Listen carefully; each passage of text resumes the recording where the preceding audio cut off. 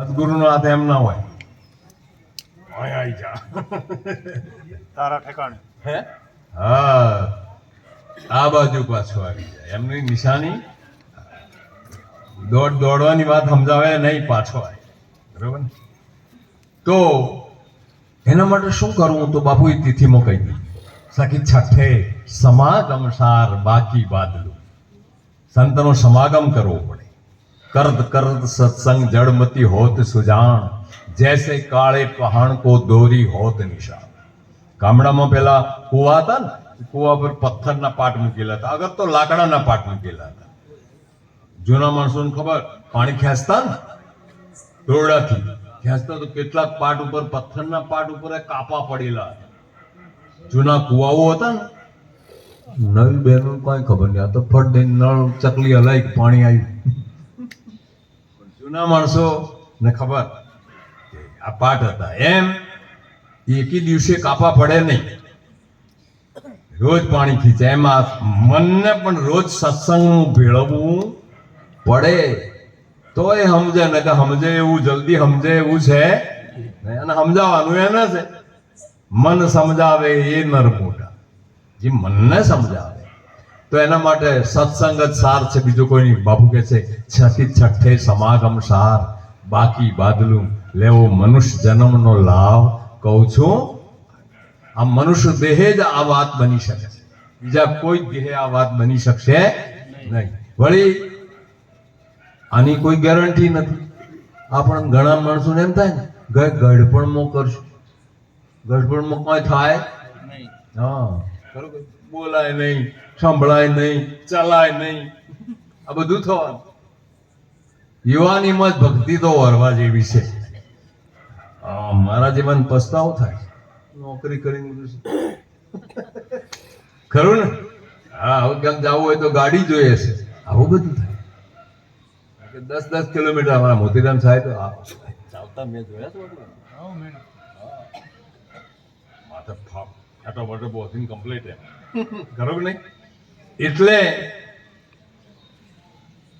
સખી સાતમે સૌની શાખ અલખ લખ જાણી, જેનો વેદ કરે. પછી શાસ્ત્ર સંમત વાત છે, પાછી કઈ નહીં, શાસ્ત્ર સંમત વાત. પણ આ વાત કોઈ સદગુરુ પાસે જઈને સમજવી પડશે. સમજ્યા વગર આ દ્રશ્ય પ્રપંચનો બાદ નહીં થાય. દ્રશ્ય દેખાય છે, બાદ થાય એટલે પરમાત્મા જ છે. હવે કેવી રીતે બાદ થાય? પણ સદગુરુની જુક્તિમાં જાઓ તો જ થાય. તો બસ આટલા હું રહેવા દઉં, ચાલુ રાખો. એ જાશે મહેમાનો છે ને, જાવ બીજા બધા જાય એનું મને નિશાની નામની. હા, સદગુરુ નિશાની આપી છે, એ નામની નિશાની છે. પણ નામ જેને જાણ્યું રે એ તો વેદ ચારે ભણ્યો રે. પણ ભેદ જેને જાણ્યો રે એ તો ખરો તરત બન્યો. આ નામ છે ક્યો? આ વાત સમજવી પડશે ને. તમે જો ઓગળીએલા એ ઘાટના ઓગળી નામ, એ અલખ નામ નિશાની ગુરુ વિના બીજો કોણ લખાવે? જગતના કોઈ ભૌતિક પદાર્થ પર લખેલું છે નથી. આ હાર ઉપર લખેલું છે, માઇક ઉપર, ખુરશી ઉપર ક્યાંય લખેલું નથી. બોલે વાત આથી બોલે છે ને, બોલે બોલાવે સબકટ બોલે, જ્યાં જુઓ ત્યાં સરખો. અરે બોલે એ બીજો નથી, પરમેશ્વર પોતે. આટલું ડંકા નિશાન સાથે મહાપુરુષો વાત કરે, પણ કોઈ સાંભળતું નથી કે સમજતું નથી. સાંભળે તો છે પણ સમજતા નથી. બધા શું છે, ફાવી ગયું છે એટલે કોઈ વાત સમજવા તૈયાર. સખી નાવમે તે નિર્ગુણ બ્રહ્મ નિર્વંદ કહાવે. આ કેવું છે? નિર્ગુણ છે, પણ સગુણ ને નિર્ગુણ બે ભેગું છે. તમે સગુણ ને બાદ ગઈને નિર્ગુણ શું કરશો? ગણપત દાસ નિસદીન ઈચ્છે દેદાર દેશ. અમુક કોઈ કાઢવા જેવું છે? હા, જેમ છે એમ છે, અને એને સમજી લો. પરમાત્માનું સ્વરૂપ એવું છે, ખાલી સમજનો વિશેષ. કશું બાદ કરીને મૂકો જ કેમ? કારણ કે જો જો એ પરમાત્મા છે પછી મૂકીને ક્યાં મૂકશું? મુકાય એવું છે નહીં, પણ એને સમજવાનું છે. અને એ સમજવાની સદગુરુની મતિ જોઈ. આ મતિ કોની જોશે? સદા બાપુ સાહેબ કે ગુરુમતી કેરો ભર્યો લોટો, ગુરુની મતિ જોશે. આપણી મતિ કામમાં આવે નહીં. આપણી મતિ સીમિત છે. સખી નવમે તે નિર્ગુણ બંધ નિર્બંધ કહાવે, જ્યાં નહીં પાપ કે પુણ્ય કાળ નહીં ખાવે. આવી નિર્ગુણ જે તમારું સ્વરૂપ છે એને પાપે નહીં કે પુણ્ય નહીં. એની હાજરીમાં બધું થાય પણ એ અંદર આવે. સાયન્સમાં એક ઉદ્દીપક નામનું રસાયણ છે. ભણેલા સાયન્સ નથી ભણી, આગળ બેઠી ડરવું પડે.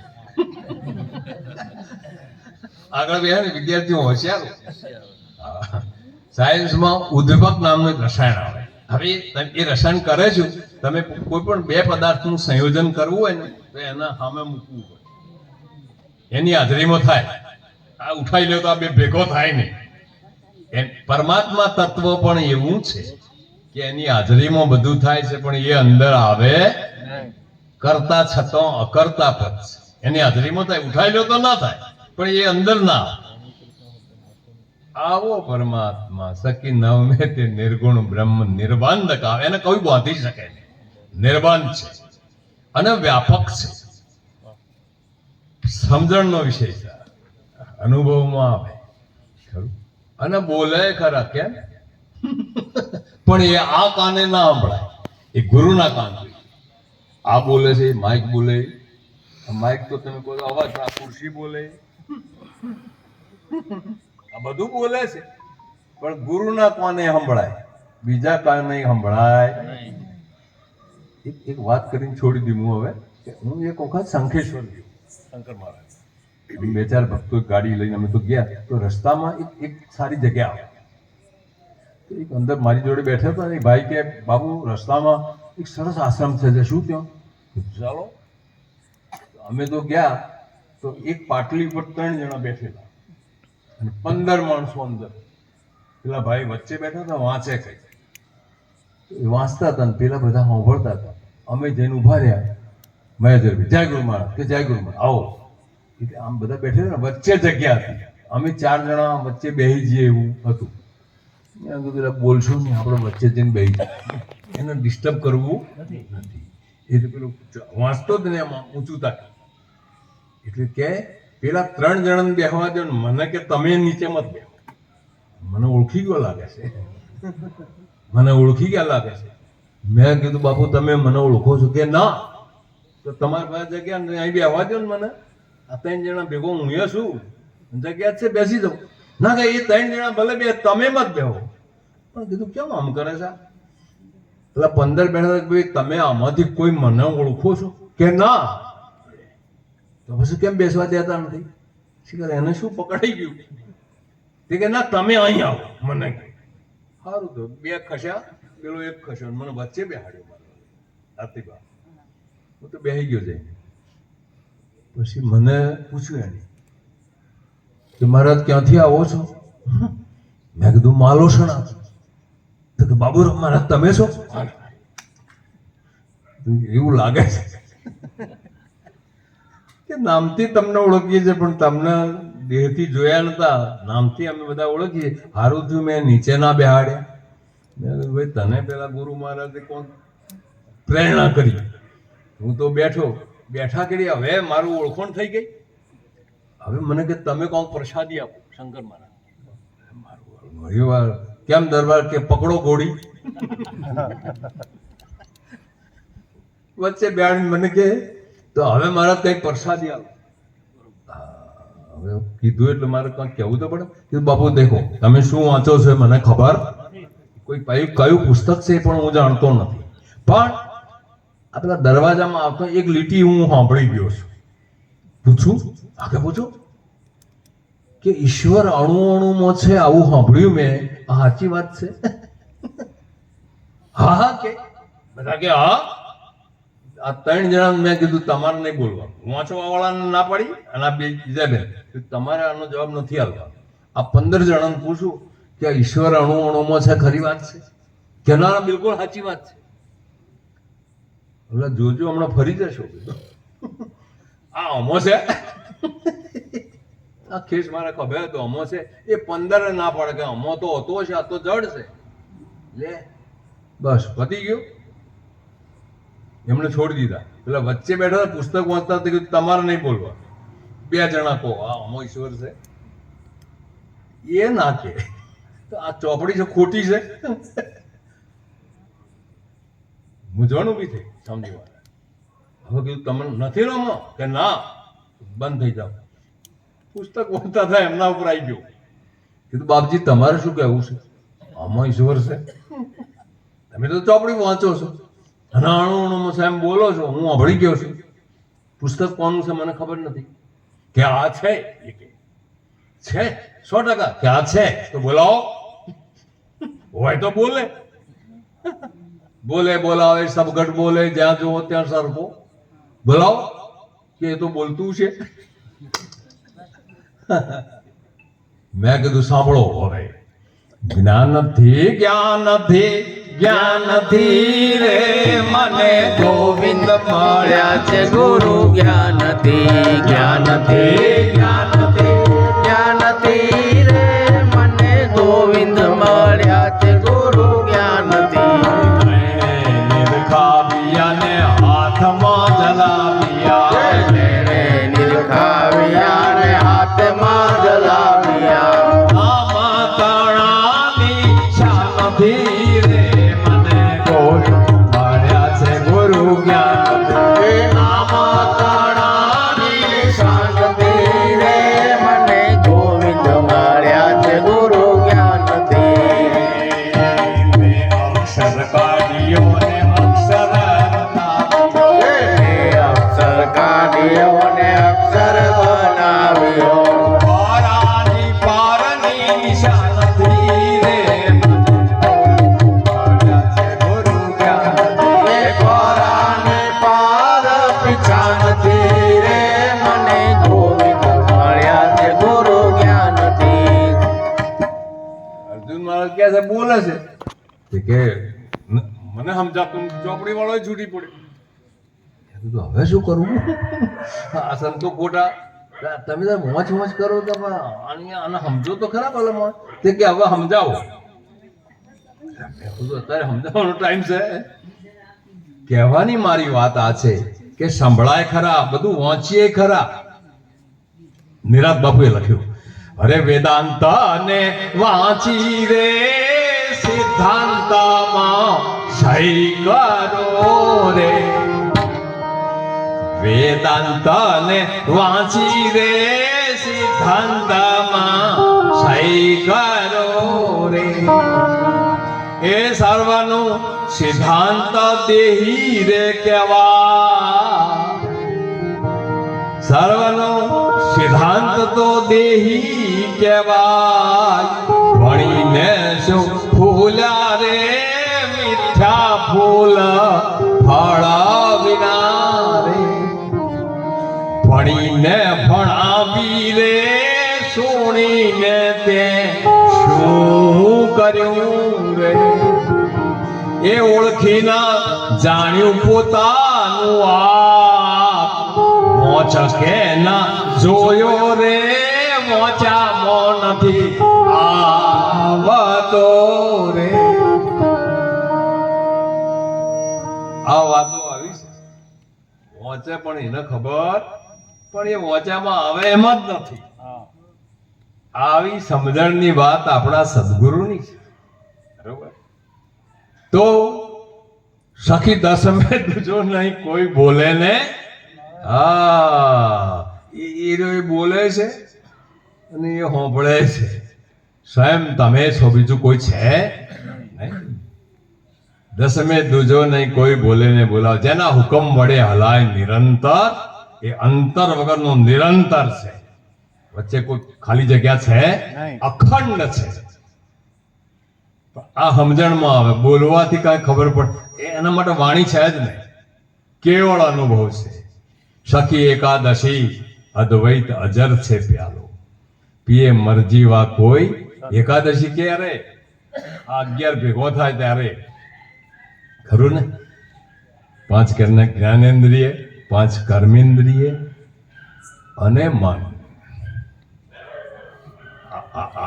11 વાત ત્યારે એકાદશી.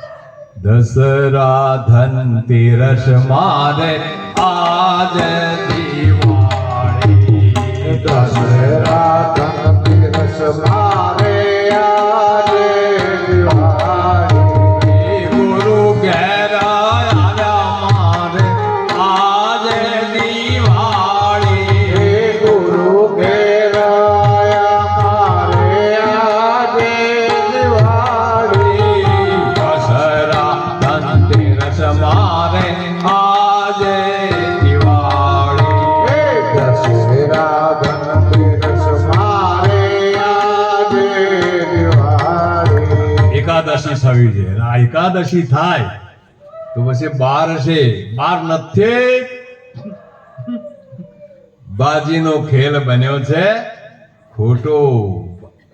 અંદર કે બહાર કાંઈ છે નહીં, નિરંતર છે. સખી તેરસે. તેરસ કયો? તેરસ. હા, તેરસ. તારણ હરિનામ. હરિનામમાં એટલી બધી તાકાત છે કે અનેક અધમ પુરુષો પણ હરિનામથી ઓતરી ગયા. પ્રીતમ મહારાજે તો લખ્યું કે આ રામાયણ કોને બનાવી? હરિભજન થકી છોટા હોય તે સૌથી મોટા થાય છે. તન તાપ ટળી જન્મ મરણના સંશય સર્વે જાય છે. જો વાલ્મીકીજીની વાત કરી, જેણે દર્ભશાળામાં દેહ ધરી, એને સપ્ત કોટી રામાયણ કરી. તમે જુઓ. હા, રામ રામ બોલતો નારદ મુનિ મળેલા, રામ બોલ તો કે મરા. રામ બોલતો આવડતું મરા મરા મરા મરા મરા અખતરો કરવા જો મરા મરા મરા મરા થઈ જાય ને રામ રામ. ભગવાન શ્રી રામના જન્મ પહેલા રામાયણની રચના કરી. અત્યારે આ કથાવાળા બધા માથે ઉપાડીને ફરે, પણ વિચાર કરે લખી શકો ને વાલ્મીકીજી આપણા હાથે કર્યું. એટલે મારો કહેવાનો ભાવ છે કે હરિનામમાં આટલી મોટી તાકાત છે, પણ એ નામ છે ક્યાં? આ વાત સમજણમાં લેવા જેવી છે. અને એક વખત સમજણમાં આવી જાય, આપણે ગાઢ નિંદ્રામાં સૂતા હોઈએ અને કોઈ જગાડે, બોલ તારું નામ શું? દફતર જોવા જવું પડે? ના. રેકોર્ડ ના. કે ભાઈ રેકોર્ડમાં જોઈને કહું, આમ દ્રઢ થઈ જાય. આવું દ્રઢ સદગુરુની કરુણા થાય, પણ શરણાગત થવું પડે. ભગવદ્ ગીતામાં ભગવાન કૃષ્ણ કહે છે, આ બધું મોજગઢ છોડીને સર્વ ધર્મ પરિત્યજ્ય મામ એકામ શરણમ વ્રજ. આ બધું છોડીને શરણે આવી જા.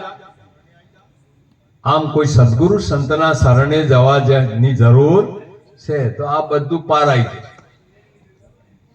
સંત સ્વરૂપી રે ભાવમાં એક નામ છે રે, કે વિરલા કોઈ એક બેસી ન જાય. જે જન બેઠા રે તે જન ભવ તર્યા રે, એ નિરાત બીજા તે ગોથો ખા. દાપણ કર્યા વગર એ નાવડામાં બેસી જવું પડે તો પાર ઉતરાય. અને પછી થાય શું? સખી 14 ચારે ધામ ગુરુજીના ચરણે. આ ચારે ધામ મુકાઈ જાય ને, ખરું કાર્તિક? 4 ધામ હોય છે ને. ચારે ધામ હોય. બદ્રી, કેદાર, કાશી, જગન્નાથ પુરી બધું. 14 ચારે ધામ ગુરુજીના ચરણે. ભૂલ ભાગીને થયું બ્રહ્મ જ્ઞાન સંતોના ચરણે. સંત ચરણમાં જવું પડે, બીજો કોઈ ઉપાય છે નહીં. છેલ્લે બાપુ બોલ્યા, સખી પૂનમે પોકારીને કહું. પછી પૂનમ અજવાળો પૂર્ણચંદ્ર. સખી પૂનમે પોકારીને કહું, કરણી કાચી પુરુષોત્તમ નામ આના. કે તમારું નામ શું? કે શંકરભાઈ. શંકરભાઈ નું શું નામ?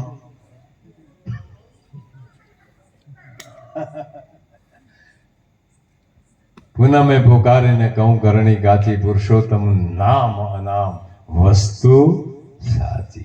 સદગુરુ મહારાજ કી. આટલું બોલી મારી વાણીને વિરામ આપું. આવશે